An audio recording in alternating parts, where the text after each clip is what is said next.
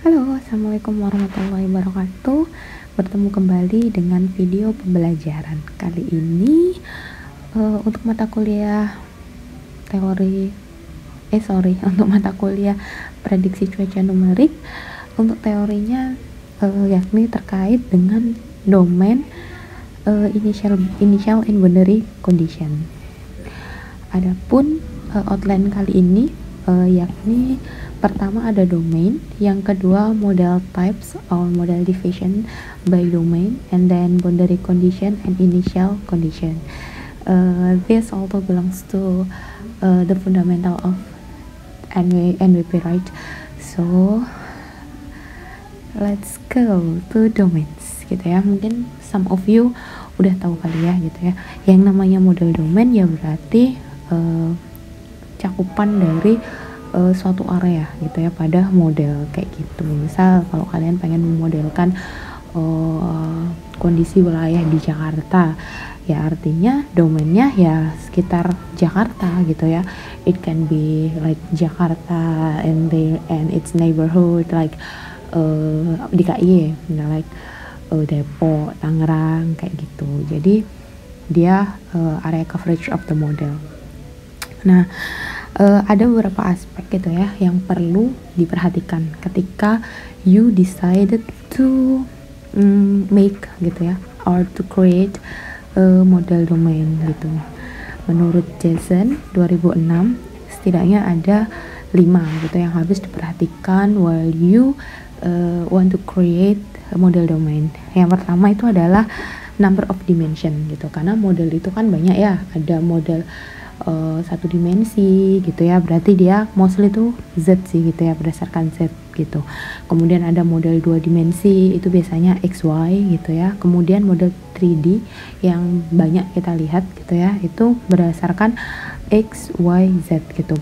Kenapa nggak 4D bu? Kan time itu juga part of dimensi gitu. But we have to aware gitu ya, we have to be aware that kita itu ngomongin domains gitu, berarti kita ngomongin area. Nah kalau ngomongin area kan mau nggak mau dia secara spasial gitu kan. Nah secara spasial kan hanya ada 3 dimensi, X, Y, and Z gitu ya. Nah kemudian derajat dan tipe dari structure gitu ya, atau struktur dari model itu sendiri.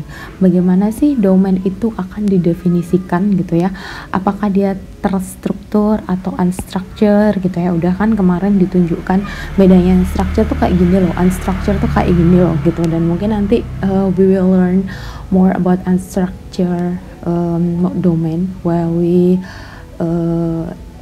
study about ocean modeling atau wave modeling gitu ya, karena mostly wave modeling itu harus unstructured kayak gitu. Kemudian staggered and unstaggered nanti juga akan dibahas gitu ya.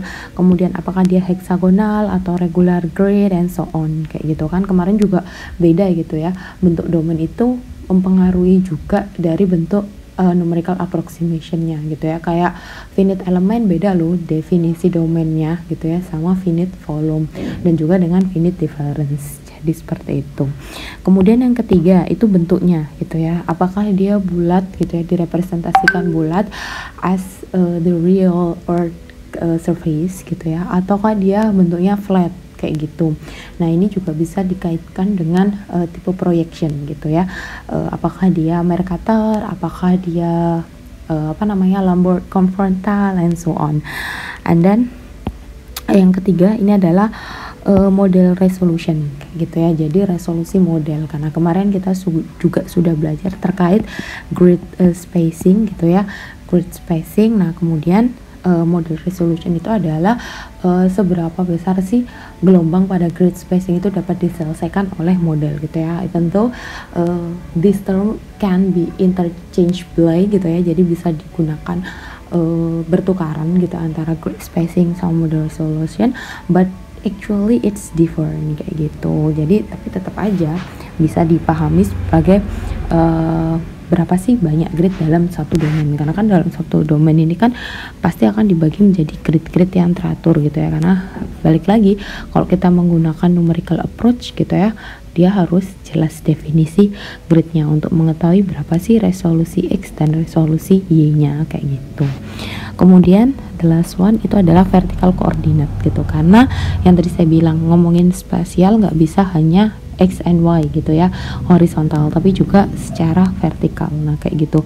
Nah vertikal sendiri itu banyak definisinya gitu ya, apakah kita merepresentasikannya by ketinggian gitu ya, karena kan kalau kita ngomongin pesawat gitu ya, misal altitude itu beda gitu ya, altitude, kemudian apalagi sih kalau terkait penerbangan ada 3 kan ya, jarak antara datum sama ini, jarak sama ini gitu ya. Nah vertical coordinate dalam model itu pun juga berbeda gitu ya, apakah kita definisikan berdasarkan ketinggian, berdasarkan tekanan gitu, karena most of you juga tahu gitu ya bahwa ketinggian atmosfer juga bisa direpresentasikan sebagai function of pressure gitu ya, bisa juga sigma gitu ya, isentropic atau ini loh potensial temperatur gitu ya. Kemudian ini sigma sendiri, ini isentropik atau potensial temperatur, kemudian sigma gitu ya. Jadi dia perhitungan gitu ya antara top and lower boundary-nya kayak gimana dan sebagainya gitu ya. Jadi terkait dengan aspek dalam pembuatan model domain sendiri, model domain sendiri itu banyak yang harus dipikirkan gitu ya, dari dimensinya, dari strukturnya, dari bentuknya, dari resolusinya, dan juga vertical coordinate gitu ya. Oke. Nah ini adalah beberapa contoh dari aspek yang tadi saya bilang gitu ya. Ini adalah contoh 1D gitu ya. Misal kalian memodelkan berapa sih bagaimana profil temperatur gitu ya dalam ketinggian kayak gitu. Bisa juga ini misal gitu ya dalam 2D kayak gitu ya, X and Y, kemudian X dan Z atau Y dan Y and Z kayak gitu. Nah kemudian ini yang kompleks gitu ya, yang 3D jadi jelas gitu ya, bentuknya itu jelas kelihatan kalau kalian mau modelkan misal awan atau pertumbuhan apa kayak gitu ya. Nah ini juga bisa gitu ya, nanti kalau kalian misal mau running WRF and then you want to display it like a 3-dimensional figure, ya, it is possible kayak gitu. Nah kemudian ini yang tadi terkait dengan strukturnya gitu ya. Ini adalah contoh dari representation grid berdasarkan Arakawa dan Lamb definition. Sebenarnya ada 5 gitu ya, ada tipe A, B, C, D, dan E gitu ya. You can find it the detail information in Randall 1994 and Randall 2019 kayak gitu. Nah itu ada tipe-tipe jenis grid gitu. Nah kenapa saya di sini menunjukkan si grid, karena nanti WRF itu berdasarkan grid C Arakawa gitu ya, dan ini beda sama B grid gitu ya. Nah ini juga nanti menimbulkan yang namanya staggered dan unstaggered gitu ya. Apa sih staggered dan unstaggered kayak gitu ya. Nah kalau misal si grid gitu ya, itu adalah staggered gitu ya. Staggered sendiri itu adalah pembagian atau definisi dari grid model gitu ya. Definisi dari grid model di mana gitu ya. Kan kalau angin itu kan dynamic ya, dia kan dihitung langsung oleh modelnya gitu. Jadi perpindahan si angin gitu ya, perpindahan si angin, kemudian secara komponen U and V gitu ya. Kalau misal kita gambarkan kayak gitu, misal ini nggak apa-apa lah ya gini. Ini misal X0, X1, X2, X3, X4 kayak gitu ya. Nah kalau stagger itu ada titik tengahnya gitu ya, yang kita gunakan untuk bantuan dalam menghitung berapa sih nilai X setelahnya gitu ya. Nah, misalkan kita punya initial condition di sini nih gitu ya, kita pengen tahu gitu ya berapa sih misal nilai di titik ini gitu ya, misal nilai di titik ini. Nah itu kita bisa IC yang ini kita abaikan gitu ya, karena kan nggak bisa ya kita hitung karena kita nggak punya ininya. Nah makanya dia bisa, misal untuk ngitung ini kita bisa memanfaatkan ini gitu ya, untuk menghitung ini kita bisa memanfaatkan ini, bisa memanfaatkan ini gitu ya. Jadi kita memiliki resolusi yang lebih tinggi gitu daripada yang staggered Karena kalau staggered itu ya udah dia itu bentuknya sesuai dengan resolusinya. Jadi kan kalau ini kan memang menggunakan sesuai resolusinya ya, jadi kayak 1 kali delta x gitu ya. Kan ini kan sama ya bentuknya, ini kan 1 kali delta x. Nah kalau yang unstaggered gitu ya, ini misal ini gini, ini gini, ini gini, ini gini gitu ya, ini x0, x1, x2, x3, x4 gitu ya. Kalau kita mau menghitung yang ini gitu ya, mau nggak mau kita harus kayak gini, dan untuk menghitung ini dia harus kayak gini gitu ya. Masalahnya adalah gitu ya, kebanyakan kita akan membuang nilai ini gitu ya, otomatis akan susah untuk memprediksi X yang di sini gitu ya, karena ini nanti kaitannya dengan batas atau lateral boundary condition gitu ya. Karena kita let's say kita nggak ngerti nilai yang ini, kita hanya tahu nilai ininya aja, misal seperti itu. Jadi seperti itu gitu ya. Nah biasanya staggered sama unstaggered itu kaitannya sama dengan horizontal atau vertical motion gitu ya. Karena vertical motion itu bisa didekati dari U sama V gitu ya. Itu nanti kaitannya sama gerak vertikal ke atas gitu ya, kaitannya sama flux kayak gitu. Jadi ini tuh ngaruh gitu ya, kalau kalian mendefinisikan dia staggered atau unstaggered itu nanti ngaruh gitu ya. Nah mostly kalau yang di tengah ini gitu ya, atau titik bantunya gitu ya, kalau untuk yang staggered itu biasanya disebut dengan mass variable gitu ya. Mass variable itu variabel di luar motion kayak gitu, misal kayak suhu, tekanan, kelembapan kayak gitu.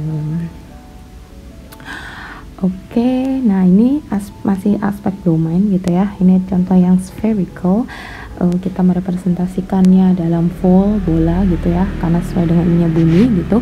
Atau misal flat kayak gini. Nah ini misal kalau menggunakan WRF gitu ya, jadi dia dianggap sebagai domain yang rata kayak gitu. Bukan berarti flat earth ya, no it's not like that, but it's just to simply our equation. Nah ini contoh dari bentuknya gitu ya, bentuk dari si gridnya apakah heksagonal gitu ya. Ini contoh dari ini misal cube sphere gitu ya, jadi kayak grid reguler tapi mengikuti bentuk bumi, atau dia heksagonal, atau misal ini contohnya yin yang gitu ya. Jadi kalian sebagai modeler itu you have like a freedom to set up what kind of model that you want to run and something like that kayak gitu. Makanya as long as you disediakan gitu ya sama model untuk running misal kayak WRF gitu, kalian harus paham gitu, oh model saya itu nanti domainnya bentuknya seperti apa sih, saya menggunakan map projection seperti apa sih, kenapa menggunakan map seperti itu gitu ya. Harus sampai sekritis itu. Karena apa? Karena dari yang sudah gitu ya, orang itu dengan mudahnya judge gitu ya, oh model nggak mampu nih merepresentasikan hujan es, atau model nggak mampu nih merepresentasikan angin puting beliung gitu. Wait, see gitu ya, kira-kira yang nggak mampu itu modelnya atau modelernya gitu. Karena yang namanya perhitungan di komputer itu kan itu kan butuh human assistant gitu ya.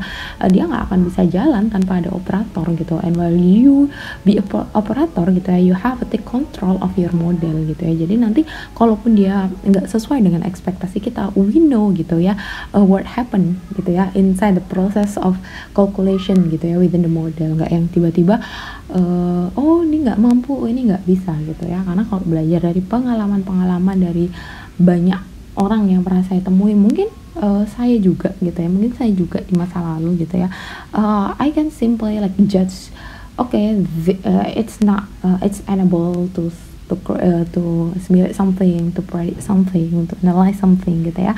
Padahal gitu ya, sebagai modeler kita yang take control gitu ya, harusnya kita paham apa yang kita inputkan dan nanti ekspektasi outputnya seperti apa. Nah ini terkait dengan model resolution gitu ya, beda gitu antara yang 30 km dengan 3,3 km gitu ya.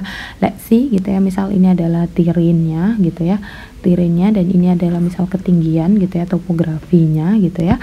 Nah itu gunung itu harus direpresentasikan dengan jelas. Nah kalau di sini gitu ya, satu grid yang memiliki ketinggian 3 km itu cuma satu grid aja, sedangkan di sini banyak gitu ya.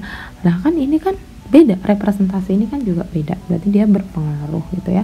Nah kemudian yang terakhir yang tadi saya bilang terkait dengan vertical coordinate gitu ya, itu banyak banget gitu ya yang harus diconsiderate kayak gitu. Misal contohnya yang ini gitu ya, kalau kita sebagai ketinggian yang rata gitu ya, ini berdasarkan ketinggian gitu, misal ada obstacle di sini gitu ya, karena kan bumi nggak selalu flat ya, sometimes you find like hill, sometimes mountains, or maybe just simply your home gitu ya, karena kan rumah kalian kan punya ketinggian gitu ya, antara earth surface sampai di apa namanya di atap gitu ya, atau rumah kalian tuh kan ada berapa ketinggian gitu. Di sana ada proses kan yang terjadi, proses fisika gitu ya, yang mungkin ya kita kasat mata nggak tahu gitu ya. Anggap di sini adalah rumah kalian gitu ya. Nah kalau misal kalian sebagai interpretasinya gitu ya, Z-nya ini sebagai function of height, bener-bener totok misal 100 meter gitu ya, 200 meter gitu ya, pasti gitu ya kepotong gitu ya, ada yang kepotong, nggak direpresentasikan dengan jelas kayak gitu. Atau misal ini berdasarkan tekanan gitu, tekanan kan beda gitu ya, 700 milibar gitu di atas di atas tropik itu beda sama 700 milibar di atas mid latitude gitu kan, karena kan terkait dengan pemanfaatan dari air mas itu sendiri gitu ya. Nah itu juga bagaimana kalian memilihnya, apa kalian mau memilih seperti ini gitu ya, well you know the consequence gitu ya, atau misal berdasarkan suhu gitu ya, atau isentropik gitu ya, kan suhu itu berbeda-beda ya, berdasar suhu juga terkait dengan perbedaan tekanan dan sebagainya gitu ya. Nah ini kira-kira bisa nggak direpresentasikan ketika dia ada obstacle kayak gitu. Nah yang terakhir gini ya, ini yang sigma gitu ya, sigma gitu ya, jadi dia berdasarkan perhitungan antara lower dan top gitu ya, jadi ketinggiannya itu ngikutin ketinggian si obstacle-nya kayak gitu. Jadi yang di atas di sini ya dihitungnya di sini gitu ya, jadi si ini tidak menjadi penghalang untuk apa-apa kayak gitu. Nah nanti terkait dengan model yang kita pakai gitu ya, hint aja kita akan memakai ini nih, sigma kayak gitu ya, karena memang ada plus minusnya gitu ya. Kalian menggunakan height, kemudian kalian menggunakan pressure, menggunakan potensial temperatur, itu semua ada konsekuensinya. Nah kita sudah belajar terkait domain model gitu ya. Nah sebenarnya model atau sirkulasi fluida di atmosfer ini gitu ya, berdasarkan domain itu menurut Pu dan Kalne tahun 2018 itu bisa dibagi menjadi dua sebenarnya, global sama limited area model gitu ya. Sedangkan ini saya tambahkan, kenapa? Karena yang namanya gerak fluida pasti dia governing equationnya itu mostly sama, yang cuman membedakan itu adalah domainnya. That's why I put this kind of model di slide ini kayak gitu ya. Nah yang pertama global model gitu ya, namanya juga global berarti dia covers the whole Earth's area gitu ya. Domainnya itu apa? Ya keseluruhan bumi ini gitu ya. Namanya juga global gitu ya, dan dia merepresentasikan atmosfer dalam skala yang lebih besar kayak gitu. Kayak climate model, kemudian apa ya? Ya climate model yang merepresentasikan gelombang secara besar gitu ya, bagaimana pergerakan Rossby and something like that kayak gitu. Kemudian biasanya dia digunakan untuk guidance gitu. Maksudnya guidance itu apa sih? Inputan, bisa kita bilang seperti itu gitu ya. Inputan bisa kita bilang sebagai LBC, nanti kita akan belajar terkait lateral boundary condition gitu ya. Untuk medium range forecast gitu ya, untuk forecast yang mediumnya tuh lebih rendah daripada large kayak gitu. Atau mungkin bisa juga guidance untuk climate simulation kayak gitu ya. But mostly global model itu digunakan untuk LAM gitu ya, jadi inputan LAM, guidance untuk LAM gitu ya. Nah biasanya karena namanya global model gitu ya, dia di runningnya lebih lama gitu ya, sekitar 16 hari, even untuk predictability-nya mungkin less than that gitu ya, jadi dia lebih lama. Dan terakhir gitu ya, karena dia covernya global gitu ya, otomatis computational cost-nya kan jauh lebih mahal gitu ya, karena cover like whole Earth area gitu ya. Nah makanya itu biasanya dia di run-nya itu low resolusi gitu ya, even though gitu ya, recently gitu ya, kayak gitu ya, itu sekarang punya global model yang dia di run tuh 1 kilometer, like it's really high resolution for a global model kayak gitu. Jadi ya memang gitu ya, NWP itu udah sangat maju sekali gitu ya. That's why I suggest you gitu ya to read kemarin Quiet Revolution of NWP gitu ya. Udah sejauh apa sih NWP itu gitu ya. Nah itu terkait dengan global model. Nah, kemudian terkait dengan limited model gitu ya, namanya juga limited gitu, artinya berarti terbatas gitu ya. Nah dia itu di running hanya untuk limited region of our interest gitu. Jadi kalau yang tadi saya bilang kalian interestnya cuma Jakarta aja, ya sok bikin domainnya ya sekitar Jakarta aja gitu ya. Kalian nggak dituntut untuk bikin satu dunia gitu atau satu Indonesia. Just want to simulate like atmospheric event in Jakarta kayak gitu ya, namanya juga limited gitu ya. Biasanya dia shorter range forecast gitu ya, jadi dia lebih pendek gitu. Biasanya sih typically 1 to 3 days. It depends on what kind of methodology event that you want to predict or you want to simulate gitu. Kalau kalian misal pengen prediknya like a tropical cyclone gitu ya, ya it's nonsense kalau misal 1 to 3 days gitu ya. Otomatis domainnya juga nggak bisa sekecil kalau kalian misal want to simulate like puting beliung gitu ya. Puting beliung itu kan time scale-nya itu kan sangat tinggi gitu ya, kayak misal berapa menit doang kayak gitu. Nah dan dia juga jarak cakupannya juga singkat gitu ya, jadi itu pasti beda dan kalian harus paham gitu ya. Kalau saya eventnya ini, domain saya harus sebesar apa gitu ya, itu juga harus paham. Ini adalah part of bagaimana kalian harus kritis sebagai seorang modeler. Kemudian biasanya resolusinya jauh lebih tinggi gitu ya, bisa 2 kali atau mungkin berkali lipat jauh lebih tinggi. Itulah kenapa gitu ya, kita mungkin banget untuk mesoscale model gitu ya, atau mungkin limited area model itu bisa sampai 100 meter kayak gitu ya. Ya kalau global modelnya aja bisa sampai 1 kilo, berarti kan limited area-nya bisa higher than that gitu ya, bisa sampai 100 meter. Apalagi yang kemarin sempat kita bahas gitu ya, bahwa publik gitu ya, bahwa kita kan melayani masyarakat gitu ya. Masyarakat itu sudah maunya kalau bisa sedetail mungkin gitu ya, kalau bisa RT sekian besok hujan atau enggak gitu, bukan lagi kayak Bintaro, bukan lagi kayak Jakarta, karena Jakarta tuh luas gitu ya. Jakarta sebelah mana dulu gitu, Jakarta Selatan mana dulu gitu, ada Bintaro, ada Jagakarsa, ada Rempoa, banyak gitu ya. Makanya it should be precise as possible kayak gitu. Nah, karena high res gitu ya, makanya LAM ini memiliki kemampuan untuk reproduce smaller scale phenomena gitu ya, yang mungkin banyak diabaikan bukan banyak diabaikan ya, untuk memudahkan dalam equation gitu ya, banyak diabaikan sih gitu ya perhitungannya. Misal kayak perhitungan flux, terus perhitungan flux antara urban sama rural, terus misal apalagi ya, banyak gitu ya proses-proses fisis yang nggak kasat mata gitu ya, yang mungkin bisa diabaikan ketika dia resolusinya jauh lebih rendah gitu ya. Nah sayangnya namanya dia limited, terbatas gitu ya. Nah dia terbatas oleh apa sih? Oleh boundary condition gitu ya. Dia terbatas oleh boundary gitu ya, atau kebatasan gitu ya, namanya juga limit gitu ya, berarti harus ada batasan yang jelas. Nah ini yang bikin beda antara global model sama limited area model gitu. Nah yang terakhir yakni computational fluid dynamic gitu ya, jadi dia itu lebih ke engineer sih gitu ya, more to engineering scope. Biasanya dia itu menyelesaikan aliran fluida gitu ya.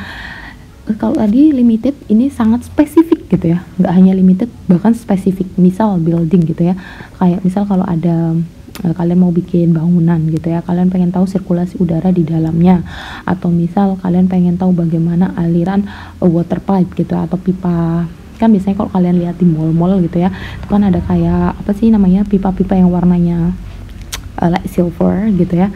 Nah itu kan juga part of dari ini pakainya CFD gitu ya, sama-sama fluida gitu ya, sama-sama diperhitungkan menggunakan governing equation like enggak BGF juga sih, tapi kayak non hidrostatik, kemudian kontinuitas, kemudian termodinamik dan sebagainya gitu ya.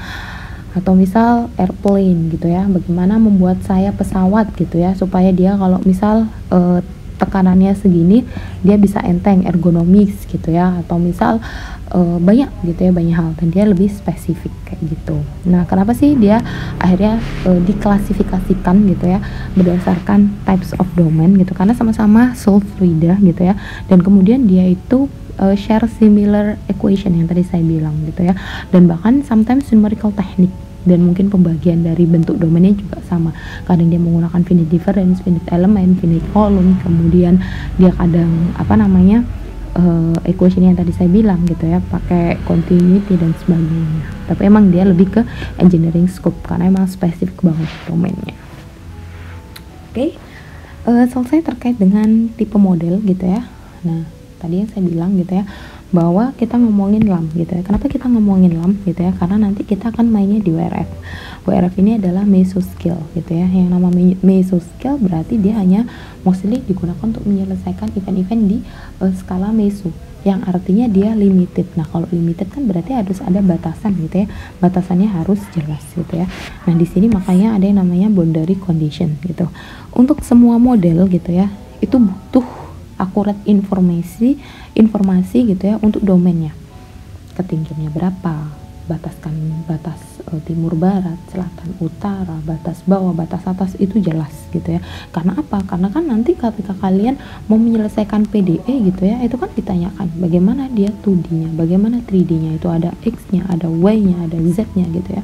Berarti ya modelnya itu harus memuat informasi seakurat mungkin gitu ya, terkait dengan domainnya gitu ya. Oleh karena itu gitu ya, informasi yang termuat dalam boundary condition itu terdiri dari yang tadi saya bilang gitu ya, jelas batas atasnya apa, jelas batas bawahnya apa, jelas batas south north-nya gimana, east west-nya gimana, itu jelas kayak gitu ya. Nah, kemudian yang terakhir gitu ya, ini yang saya rangkum dari Comet dalam DCA tahun 2021, karena saya aksesnya baru tahun 2021. Banyak gitu ya, banyak hal yang mempengaruhi dari source of boundary condition ini gitu ya. Misal data asimilasi gitu ya, kalau kalian menggunakan menggunakan inputan gitu ya dengan yang memiliki asimilasi sistem gitu, itu mempengaruhi banget gitu ya, mempengaruhi banget sih boundary condition gitu ya. Misal kayak daerah mana aja yang dia ada observasinya, yang kalian tambahkan observasinya, mana yang enggak gitu. Kemudian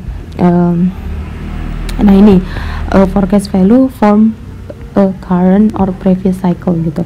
Kalian ini nanti kaitannya sama warm ya, pernah saya bilang cold start, warm start, atau hot start gitu ya. Dia modelnya ini pertama kali running atau memang dia sudah sempat mengenali gitu kira-kira event apa aja yang terjadi di daerah tersebut kayak gitu. Kemudian ini adalah some type of climatological or fixed value gitu ya. Misal kayak boundary gitu ya, boundary-nya kalian kan jelas nih surface-nya, oh di tempat saya ada gunung gitu ya. Ya berarti gitu ya, gunung itu kan memiliki soil moisture yang berbeda dengan urban gitu ya, karena di gunung banyak tanaman gitu ya, mungkin dia lebih lembab atau bagaimana, itu harus bisa direpresentasikan. Atau misal kalau dia body water gitu ya, either itu danau atau danau yang besar banget gitu ya, atau misal selat atau laut gitu ya, itu kan ada SST-nya, ada suhunya yang dia juga bisa mempengaruhi atmosfer di bagian atasnya gitu, itu harus direpresentasikan gitu. Atau misal vegetation type gitu ya, ya jenis vegetasi itu mempengaruhi. Vegetasi yang memiliki daun lebar sama daun yang sempit itu bedanya nanti di mana ya, ketika dia respirasi gitu ya, satu yang menghasilkan latent heat yang besar gitu ya, introduce more water vapor, yang lainnya mungkin tidak kayak gitu. Jadi itu boundary condition harus jelas direpresentasikan. Nah, boundary condition sendiri gitu ya, tadi yang saya bilang ada upper, bottom, sama lateral kayak gitu. Nah, sekarang ini ngomongin yang upper. Nah, di sini ada 3 referensi yang saya gunakan gitu ya. Yang pertama ini dari university, saya nggak ngerti bagaimana spellingnya gitu ya. Winkelstein, I don't know, Malkwe apa gitu, kayak gitulah pokoknya. Nah, itu upper boundary itu biasanya dispesifikasikan sebagai lapisan di atas topmost model gitu ya. Jadi kalau kalian memiliki model gitu ya, ketinggiannya X gitu ya. Nah, upper itu layer di atasnya kayak gitu. Jadi top model kalian itu ini gitu, model kalian cuma sampai ini. Nah, uppernya itu lebih di atasnya lagi kayak gitu. Misal tuh kalau berdasarkan si UWM 2019 gitu ya. Nah, berdasarkan dari PU dan KAL nih gitu ya, upper boundary itu adalah ketinggian di mana gitu ya, ini model top gitu ya, top modelnya gitu ya, apa batas atas si modelnya gitu, batas atas si modelnya itu biasanya udah lebih dari kejadian yang mungkin bisa direpresentasikan. Gimana ya, kayak misal gitu ya, CB gitu, CB itu ketinggiannya bisa sampai 20, let's say 20 km gitu ya. Jadi kalau misal kalian tahu gitu ya, CB itu 20 km dan kalian pengen simulasikan itu, it's way much better kalau upper boundary-nya itu more than 20 km gitu ya.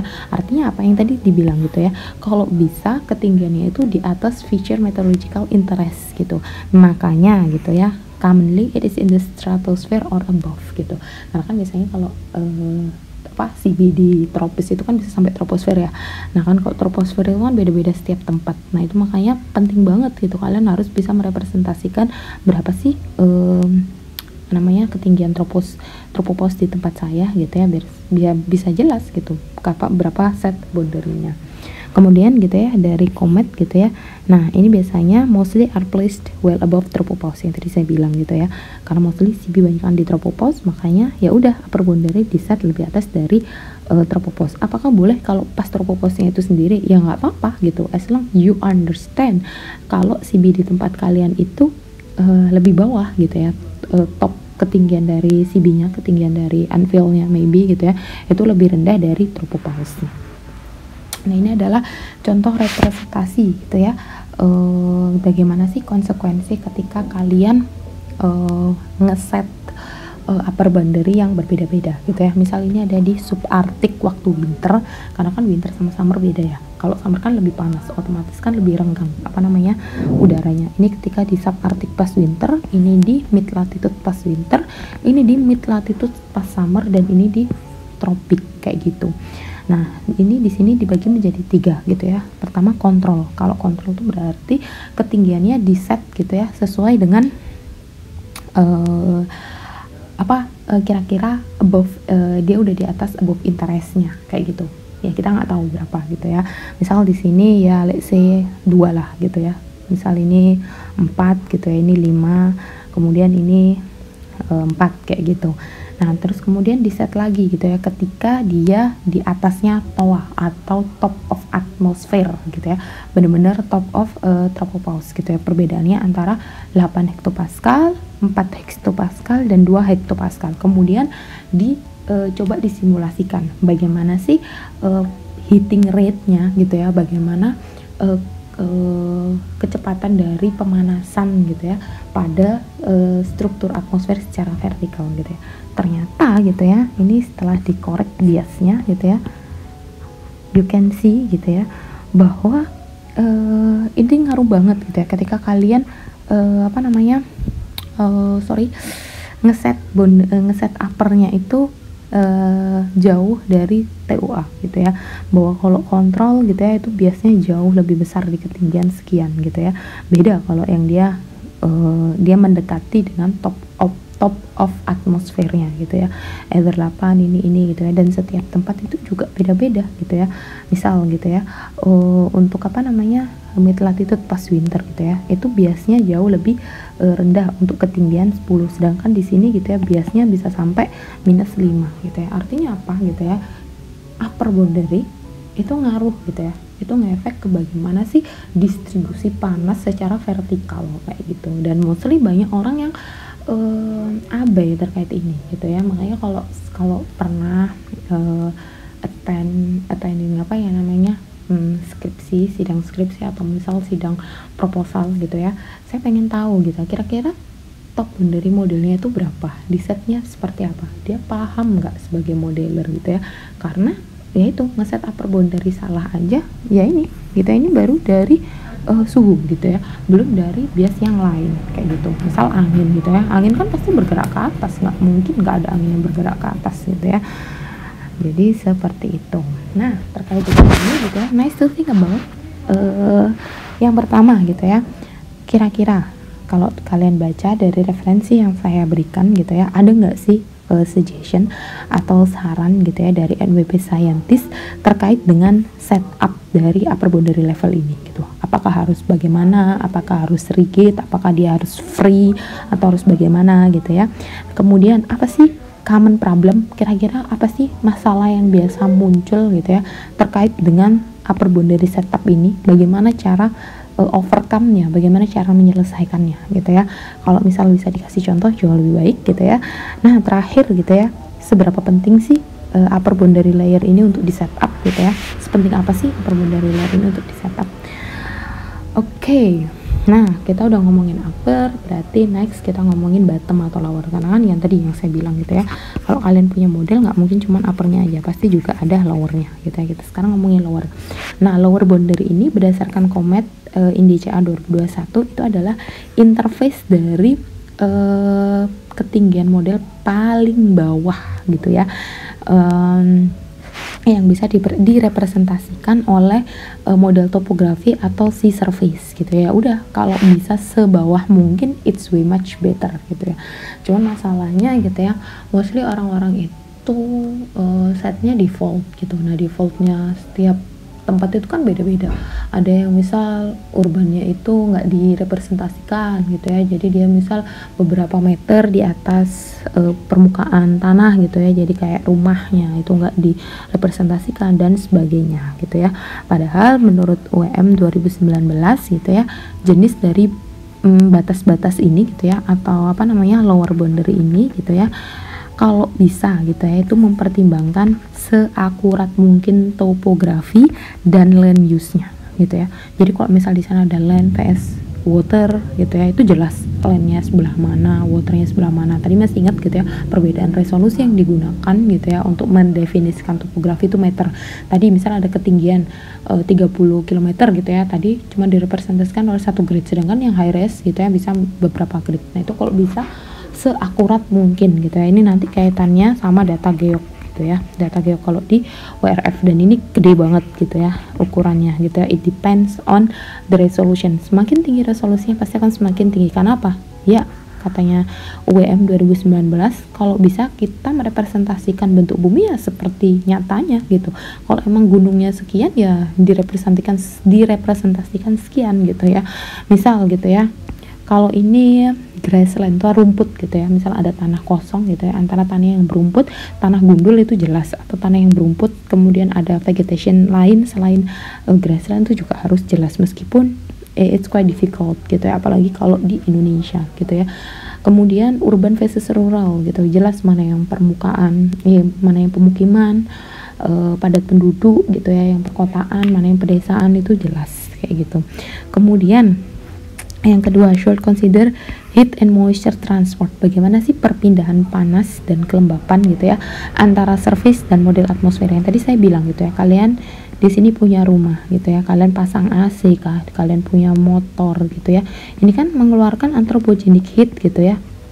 Terus kalian punya vegetasi gitu ya, misal kalian suka banget sama apa yang lagi hit sekarang gitu ya, saya lupa, yaitu kan dia mengeluarkan apa namanya laten ini gitu ya, dia harus jelas gitu ya transport antara yang ada di surface dengan yang di atmosfernya. Kemudian yang ketiga gitu ya, specific information for snow cover gitu. Kalau misal ada salju gitu ya, ini mostly di mid latitude atau high latitude sih gitu ya, ketika winter gitu. Nah snow cover itu kan beda albedonya sama tanah gitu ya, karena kalian tahu gitu ya, snow itu putih, dia merefleksikan sempurna gitu ya. Nah beda sama black body gitu ya, sama bare soil gitu, itu harus bisa direpresentasikan gitu ya. Kayak yang tadi saya bilang, soil moisture, soil temperature, soil type-nya gitu ya, tanah berpasir kemudian tanah berpasir, tanah liat, itu kan beda gitu ya. Kita harus bisa direpresentasikan. Kemudian vegetation covernya yang tadi saya bilang gitu ya, hutan jati beda sama hutan pinus gitu ya. Kemudian hutan heterogen beda sama hutan homogen, itu kalau bisa harus direpresentasikan kayak gitu. Nah, karena gitu ya sangat kompleks banget si surface ini gitu ya, dan dia large number of small physical process gitu ya, kayak tadi perpindahan antara rumah kalian, rumah tetangga kalian itu kan so small ya gitu, dan sometimes kalian aja nggak bisa lihat gitu apakah saya ini menghasilkan anthropogenic atau tidak gitu ya. Nah, makanya gitu ya, mostly ini harusnya mostly lower or bottom boundary is parameterized gitu ya, diparameterisasi atau dia ditangani oleh model yang lain kayak gitu. Jadi dia nanti ini kaitannya sama parametrisasi gitu ya, bisa land surface model, bisa land ocean model, bisa surface drag scheme gitu ya, untuk membantu memudahkan dalam representasi dan perhitungan gitu. Karena kan model itu bagi menjadi dua ya, yang pernah saya bilang gitu ya, dynamic sama fisik kayak gitu. Nah, kalau dynamic kan perpindahan karena adanya angin gitu ya, karena ya adanya atraksi. Nah, kalau parameterisasi yang berkaitan physical process. Nah, kan kalau ngomongin surface itu kan banyak banget, kompleks banget gitu ya. Nah, itu makanya untuk memudahkan dalam perhitungan ya kita bisa meng-hire other model. Nah, kemudian habis upper, lower berarti lateral gitu ya. Lateral berarti ngomongin north, south, east, west gitu. Based on UEM 2019 gitu ya.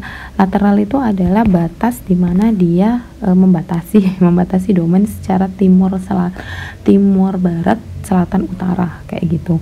Gunanya untuk apa gitu ya? Gunanya untuk mengkalkulasi atau menghitung gitu ya, what is coming into and going out of the domain. Misal nih gitu ya, misal ini kan model global gitu ya, kalian cuman seucil di sini aja di domain kalian gitu ya. Apakah dia sesuatu yang terpisah dari keadaan atmosfer di sekitar sini? Kan enggak gitu ya.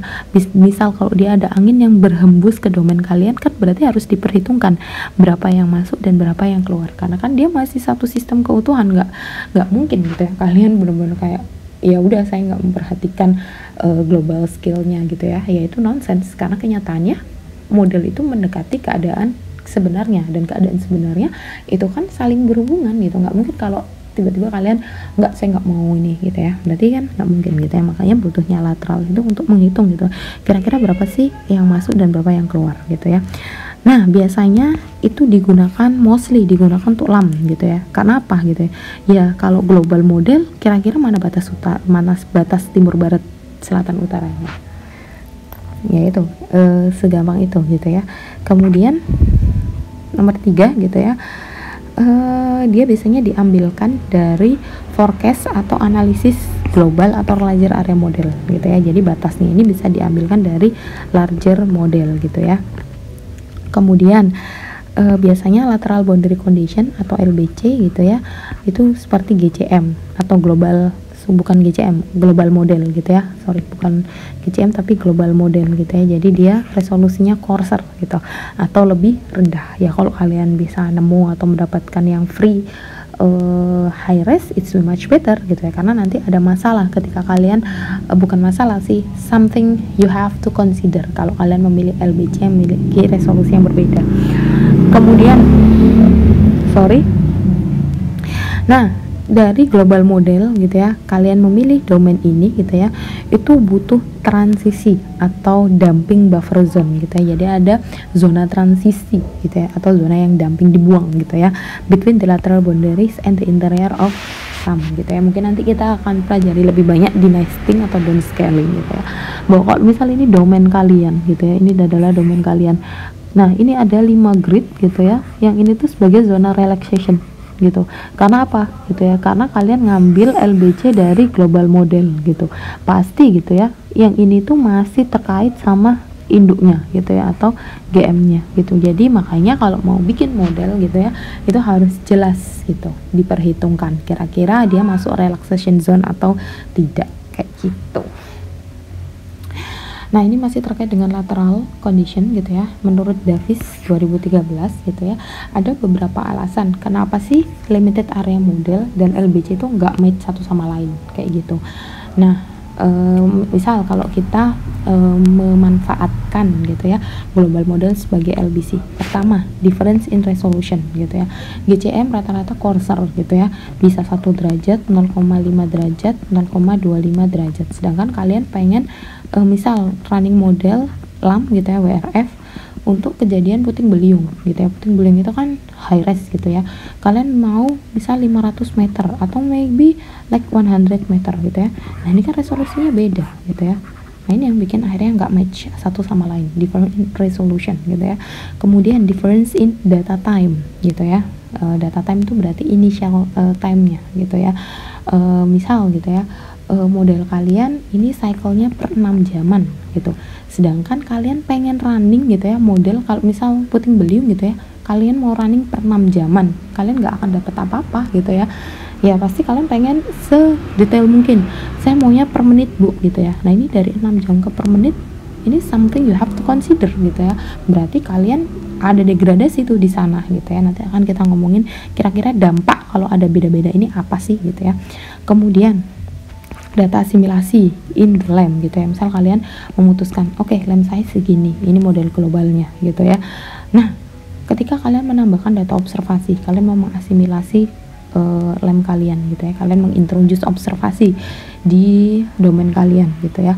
Nah itu harus bisa diperhitungkan gitu ya, kira-kira observasinya itu dekat nggak sama LBC-nya. Kalau dekat LBC-nya, kira-kira nanti diperhitungkannya bagaimana, itu harus jelas direpresentasikan.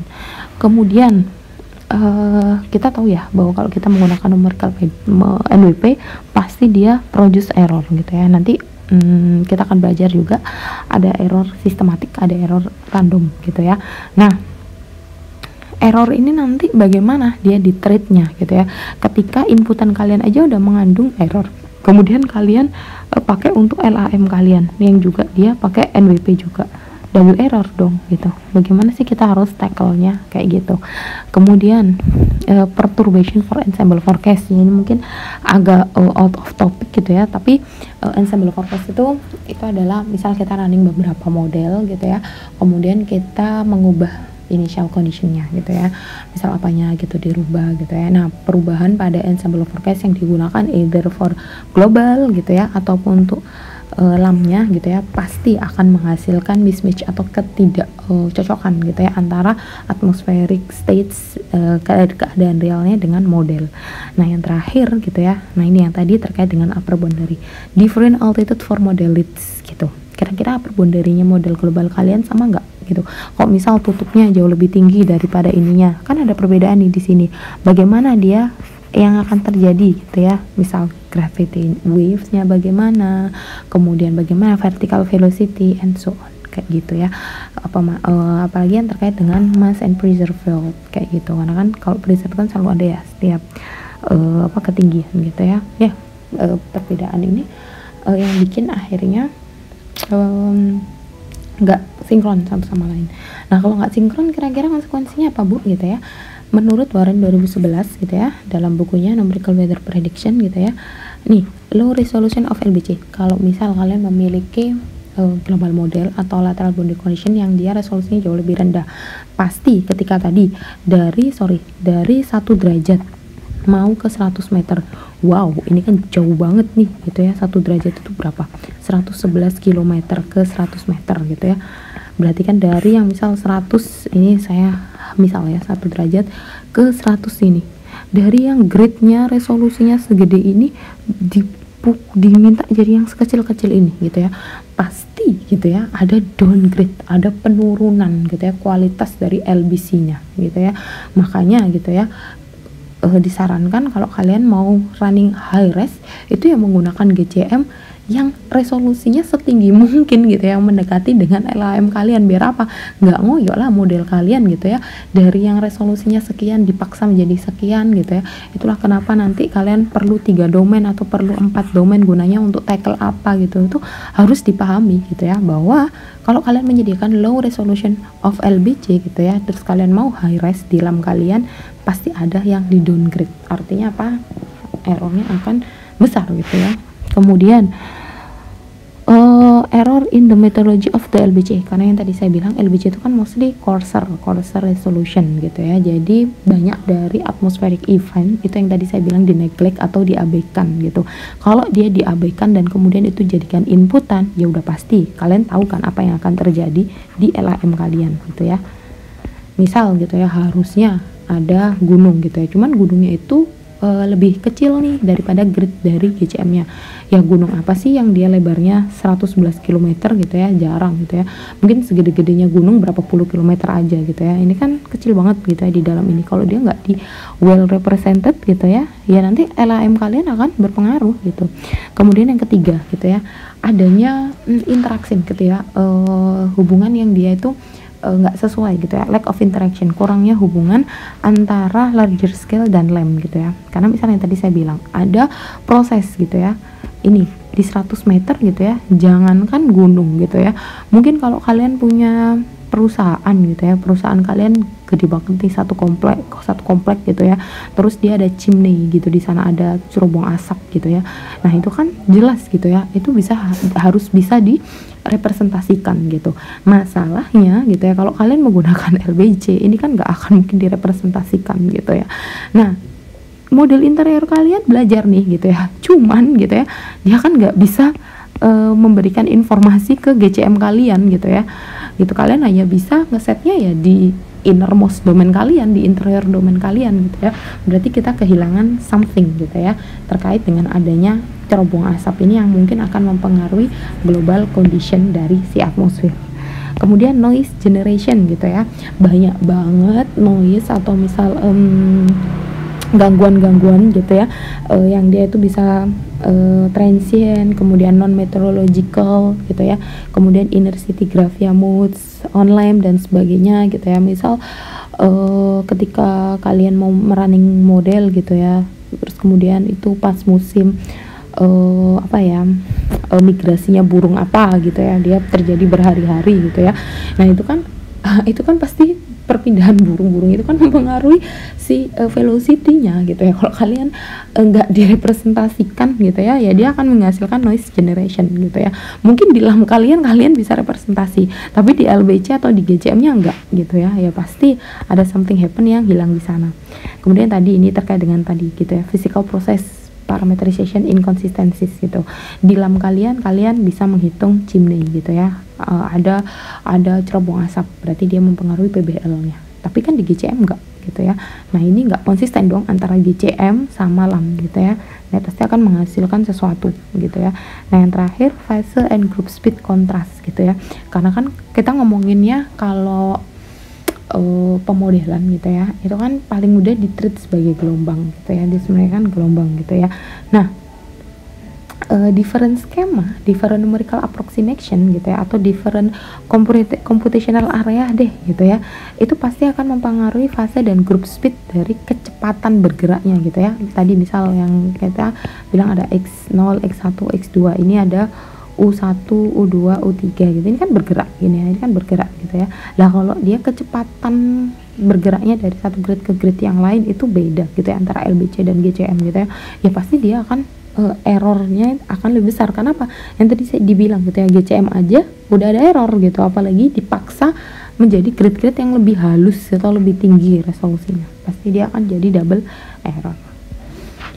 Oke. Open question-nya adalah yang pertama gitu ya, di antara boundary condition tadi, upper, lower, lateral, which one is more important and need to be considered when we run LAM using global model as LBC's data gitu ya. Jadi mana sih yang paling penting gitu ya, alasannya kenapa. Kemudian yang kedua gitu ya, coba dong di list gitu ya tipe-tipe dari global model yang dapat digunakan secara gratis gitu ya, yang disediakan secara gratis untuk LBC LAM gitu ya. LAM-nya bisa nanti terserah, kalau kalian pakai WRF ya boleh, pakai model yang lain pun boleh gitu ya. Kira-kira bisa nggak kalian nyari global model mana sih yang gratis gitu ya. Terakhir gitu ya, IBC gitu ya. Jadi ada boundary udah selesai, ada namanya inisial gitu ya. Inisial itu apa gitu ya? Ya tadi kan terkait jelas batas kalian ngeset domainnya upper, lower, lateral gitu ya. Tapi kan itu masih secara batas. Kenyataannya adalah ya kan kalian nggak mungkin merunning sesuatu tanpa diketahui variabel yang mau di running apa gitu ya. Makanya you have to introduce some variables gitu ya. Nah, introduction of variables ini disebut dengan initial condition gitu ya. Misal kalian mau ini loh yang saya introduce, angin, suhu, moisture, apa pressure gitu ya, itu harus jelas gitu apa sih yang mau dimasukkan ke dalam model itu gitu ya. Nah, ini tuh bisa didapatkan dari observasi gitu ya, atau misal global model gitu ya, tergantung gitu ya. Itulah kenapa gitu ya, observasi itu mostly diinterpolasi supaya dia bisa dijadikan masukan untuk global model, karena global model nggak mungkin kan dia pakai global model yang lain, mungkin sih gitu ya, cuman kan tetap aja kalau dirunut akarnya gitu ya, pasti dia akan tetap membutuhkan observasi gitu ya. Itulah kenapa gitu ya, observasi kita yang dia jaraknya beda-beda, entah di titik mana ada, di titik mana nggak ada, mau nggak mau dia harus dijadikan grid gitu ya. Makanya nanti kita insya Allah akan belajar objektif analisis gitu ya, objektif analisis gitu. Karena apa? Ya kalau kita mau running sesuatu nggak hanya ngesel tempatnya dong gitu ya. Kalau misal kalian mau bikin kue gitu ya, kalian nggak hanya nyiapin cetakannya kan gitu, pasti juga apa yang mau diproses gitu ya, pasti butuh tepung, butuh telur, butuh air gitu ya. Nah sama gitu ya, initial condition itu terkait dengan itu gitu ya.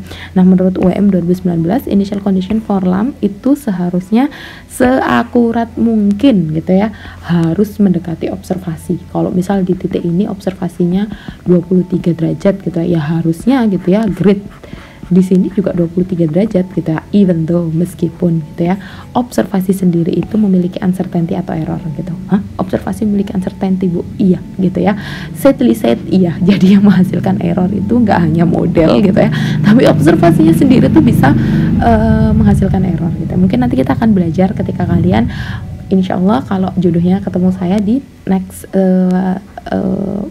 term gitu ya, next mata kuliah terkait predictability. Kemudian yang kedua gitu ya, should represent features at an closer than the model's effective resolution gitu ya. Jadi dia harus bisa merepresentasikan event atau feature-feature meteorologi gitu ya pada resolusi yang sama gitu ya, resolusi yang sama dengan silamnya atau mungkin lebih cursornya kayak gitu.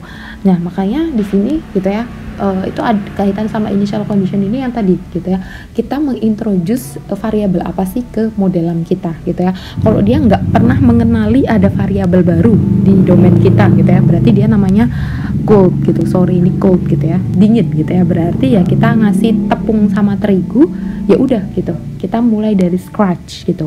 Nah kalau warm itu partly gitu ya, misal gitu terigunya harus udah disangrai gitu ya, atau misal telurnya harus udah dikocok gitu, berarti dia sebagian itu udah siap untuk diproses. Atau misal hot start gitu, kita nggak perlu menyediakan pure dari scratch, misal dia udah jadi adonan, tinggal dicetak, adonan tinggal dicetak, adonan tinggal dicetak, itu dikatakan dengan hot start gitu ya. Ini kaitannya sama numerical assimilation kayak gitu. Jadi variabel yang diintroduce tadi gitu ya, apakah dia benar-benar literally baru dikenalkan ke lam kalian, atau lam kalian sudah mengenali sebagian, karena mungkin sebagian lam kalian sudah mengandung angin, temperatur, pressure gitu yang nggak ada, misal ini gitu ya, terus kemudian vortisitas gitu, itu nanti yang akan dihitung, tapi dia udah ini, atau semuanya dia udah punya gitu ya, dari suhu, kemudian angin, bahkan sampai hujan gitu ya, itu sudah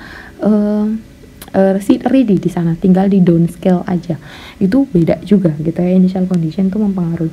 Kemudian yang terakhir, adhere to an appropriate balance condition. Jadi dia follow strictly gitu ya, jadi mengikuti sebenar-benarnya kesetimbangan equation gitu ya. Misal gitu, kalau model LBC-nya gitu ya, nggak apa-apa lamnya non hidrostatik gitu ya, tapi setidaknya LBC-nya gitu ya, atau initial condition-nya itu harus hydrostatic balance gitu, atau dia itu secara vertikal, atau misal dia harus geostatic balance, gradient balance, atau nonlinear complex balance yang lainnya, kan kalian udah belajar ya di metode dinamis gitu. Itu tetap harus dianut gitu ya, tetap harus dianut, nggak bisa kita abaikan itu, karena itu dasarnya gitu ya. That's why one of aspect in basic NWP itu yaitu governing equation, kita harus tahu gitu ya. finally we come up to the last part of the video. Thanks for watching. Kurang lebihnya saya mohon maaf. Don't forget to practice more. Wassalamualaikum warahmatullahi wabarakatuh. See you and bye bye.